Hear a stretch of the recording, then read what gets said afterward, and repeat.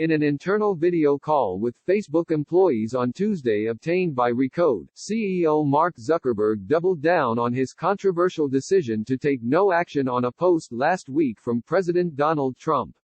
In the post, Trump referred to the ongoing protests in the U.S. against racism and police brutality and said, "When the looting starts, the shooting starts." Facebook's handling of Trump's post, which included language similar to what segregationists used when referring to black protesters in the civil rights era, has divided employees at Facebook and prompted them to openly criticize Zuckerberg in a way they never have before. Around 400 employees staged a virtual walkout of work on Monday, at least 2 employees have resigned in protest, others have threatened to resign, and several senior-level managers have publicly disagreed with Zuckerberg's stance, calling for him to take down or otherwise moderate Trump's post, as Facebook's competitor Twitter already has. This tension spilled over into the Tuesday Q&A meeting that around 25,000 employees tuned into, with several employees posing questions that were highly critical of the company's actions and policies, and scrutinized whether the company is listening to racially diverse voices in its upper ranks. "I knew that the stakes were very high on this, and knew a lot of people would be upset if we made the decision to leave it up," Zuckerberg said on the call. He went on to say that after reviewing the implications of Trump's statement, he decided that the right action for where we are right now is to leave this up.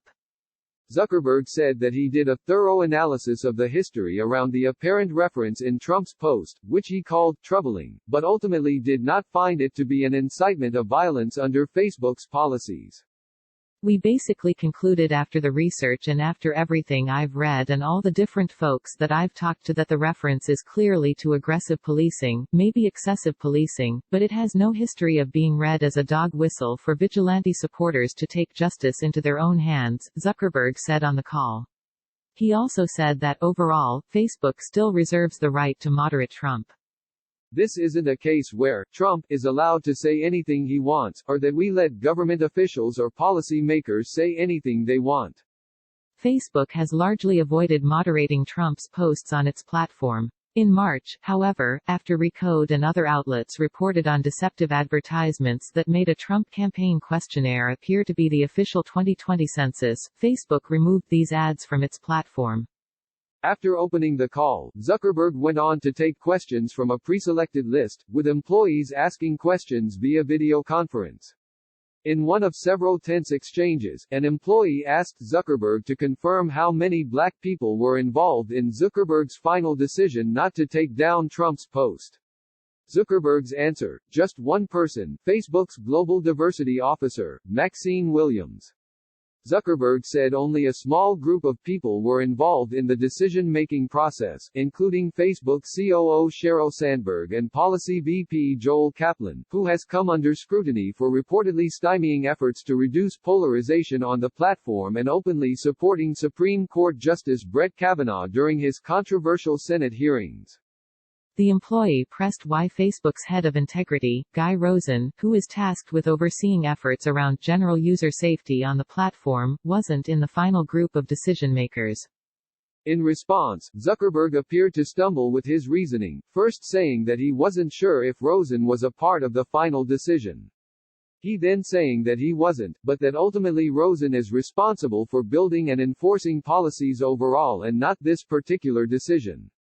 "I don't think it's great that we're not super clear on whether the VP of Integrity was included on a matter of voter suppression and societal violence," the employee said on the video conference. "How can we trust Facebook leadership if you show us a lack of transparency?" asked another employee.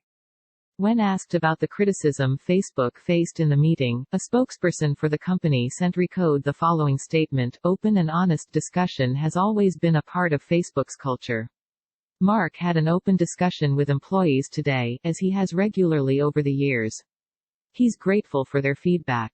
In an acknowledgement of employees' anger over the situation, Zuckerberg outlined several areas of self-designated improvement for Facebook on the call, including being more transparent around the decision-making process for moderating contentious posts.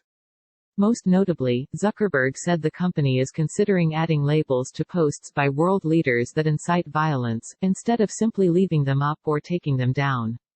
He also said that since the U.S. may be entering a prolonged period of civil unrest, they may change their policy on what kind of announcements government leaders can make about state violence, such as excessive use of police force. While Zuckerberg was at times conciliatory, he was defensive of Facebook's stance not to make what he views as knee-jerk decisions against content that people could find personally offensive. He said even if they do change their policies around moderating potentially violent political speech like Trump's post, it would not happen overnight. These policies have to be developed, Zuckerberg said. There's no way we can do something like that on the fly. That brings up the question of why Facebook isn't more prepared to moderate political speech that pushes the boundaries of its platform's rules on inciting and glorifying violence.